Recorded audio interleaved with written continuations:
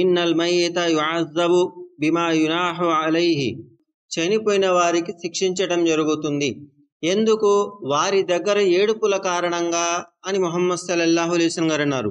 బిబుకాయి అహ్లిహి అలైహి, అతని దగ్గర కుటుంబం వాళ్ళు ఏడవటం కారణంగా అతనికి శిక్షించటం జరుగుతుంది అని ముహమ్మద్ సల్లల్లాహు అలైహి వసల్లం గారు తెలియచేశారు. అయితే ఖురాన్ ప్రకారంగా ఎవరు ఏ పాపం చేసుకుంటారో వాళ్ళకి ఆ పాపం తగులుతుంది, దానికి గాను శిక్షించటం జరుగుతుంది. ఎవరో చేసిన దానికి ఇంకొకరికి శిక్షించటం అనేది జరగనే జరగదు. అల్లాహ్ సుబ్హానహు వ తఆలా ఖురాన్ గ్రంథంలో తెలియచేశాడు, వలా తజిరు వాజిరతుం విజ్ర ఉఖ్రా, ఎవ్వరూ కూడా ఇంకొకళ్ళ పాపాన్ని అస్సలు మోయరు. ఇది ఖురాన్ యొక్క సిద్ధాంతం. మీరేం చేసుకున్నారో అదే మీకు, అది మంచి అయినా చెడు అయినా కూడా.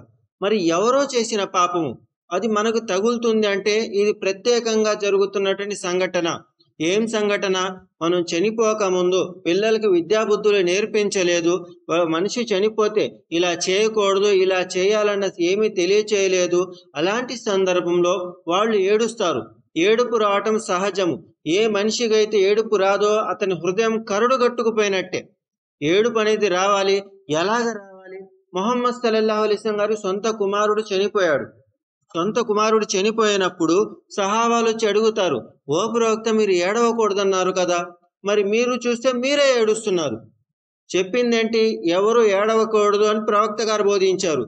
తీరా చూస్తే ఆయనే ఏడుస్తున్నారు. సహాబాలు వచ్చి అడుగుతారు, ఏంది ప్రవక్త ఇది అని.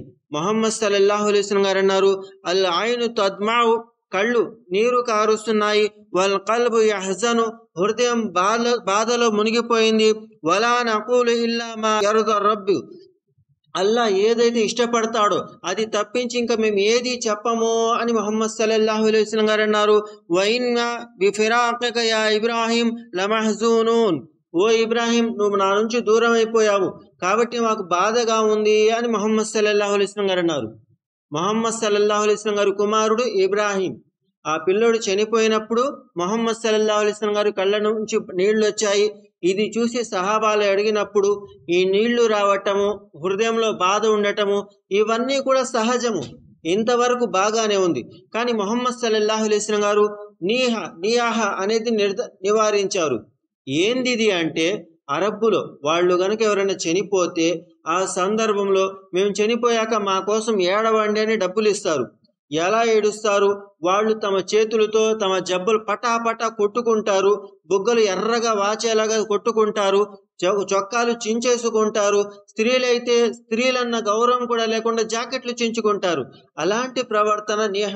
కాబట్టి ఇది ఎవరైతే పాటిస్తారో, ఇలా ఎవరైతే చేస్తారో, ఇలా ఎవరింటి ముందైతే జరుగుతుందో దీని కారణంగా చనిపోయిన వారికి శిక్షించటం జరుగుతుంది.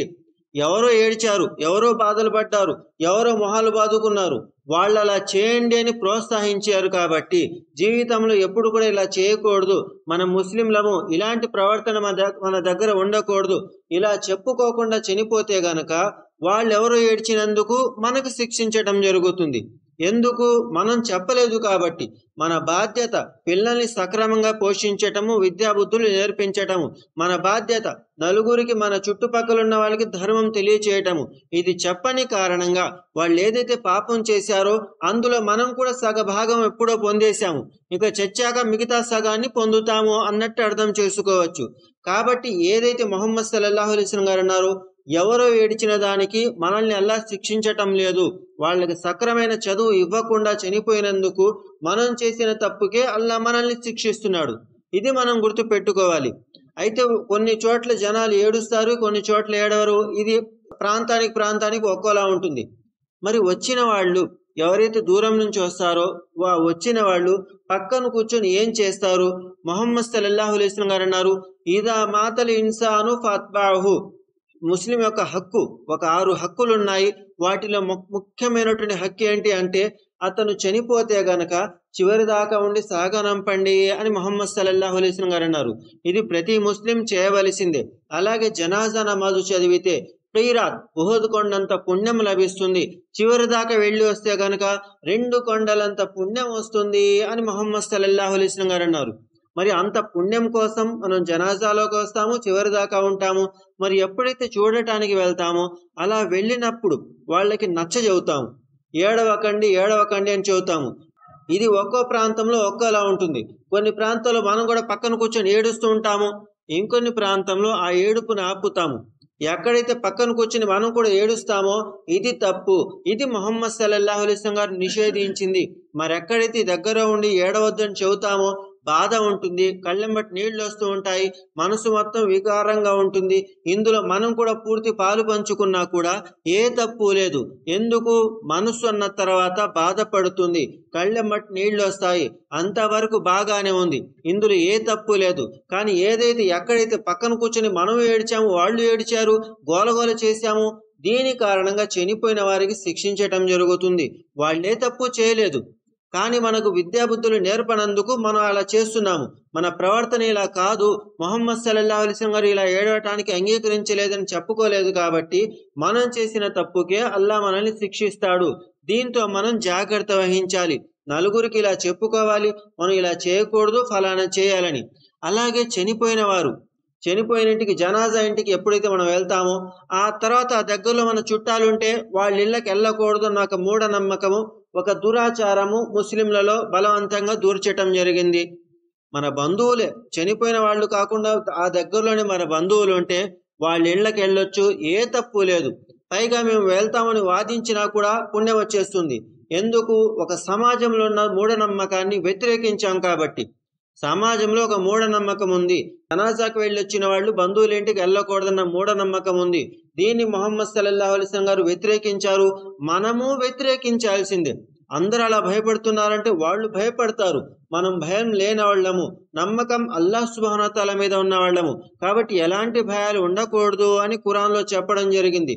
అల్లాహ్ సుబ్హానహు వ తఆలా ప్రవక్త గారిని అయితే హెచ్చరించాడు. ముహమ్మద్ సల్లల్లాహు అలైహి వసల్లం గారు ఎప్పుడైతే ఏదైనా పని చేస్తారో మీరు ఎక్కడ ఎవరికి భయపడాల్సిన అవసరం లేదు. సమాజం మొత్తం మీకు వ్యతిరేకంగా ఎప్పటి నుంచే ఉంది, ఈరోజు ప్రత్యేకంగా కొత్తగా ఏమీ ఉండదు. కాబట్టి మా ఆజ్ఞ పాటించండి అని అల్లాహ్ సుబ్హానహు వ తఆలా అన్నాడు. మనం కూడా అదే విధానంలో ఉంటాము. సమాజం మొత్తం ఒక రకంగా భయపడుతుంది, శ్మశానానికి వెళ్ళొచ్చి కాళ్ళు కడుక్కోవాలా వద్దా? ఒక సమాజం అన్న తర్వాత మన మంచితనం, నీట్నెస్ కావాలి కాబట్టి కడుక్కుంటాము. వామ్మో ఏదో అయిపోతుంది, దయాలు పిక్కు తింటాయేమో, జిన్నాతులు ఎక్కేస్తాయేమో, ఇలాంటివన్నీ కూడా షిర్కి దగ్గర తీసే బిదాత్లు. మన కాళ్ళకి మట్టి ఎందుకుంది కాబట్టి తప్పకుండా కడుక్కుంటాము. మనం ఎక్కడ కాళ్ళు పెట్టినా కడుక్కుంటాము. కడుక్కోకుండా ఏదో ఇంట్లోకి వచ్చేసాము, ఏదో అయిపోతుందన్న భయం ఉంది అంటే అది తప్పు. భయం లేకపోతే పర్వాలేదు, భయపడ్డామంటే అదే తప్పు. ఆ భయం ఉండకూడదు. డైరెక్ట్గా ఇంట్లోకి వచ్చినా, కాళ్ళు కడుక్కొని ఇంట్లోకి వచ్చినా ఎలాంటి ఇబ్బంది ఉండదు. కాకపోతే మట్టి అనేది ఎప్పుడైనా మట్టే కాబట్టి మట్టితో జాగ్రత్తగా ఉండాలి. బురద అంటుకుంటే ఆ బురద తుడుచుకోవాలి. ఇది ఒక పద్ధతి అనేది గ్రహించాలి.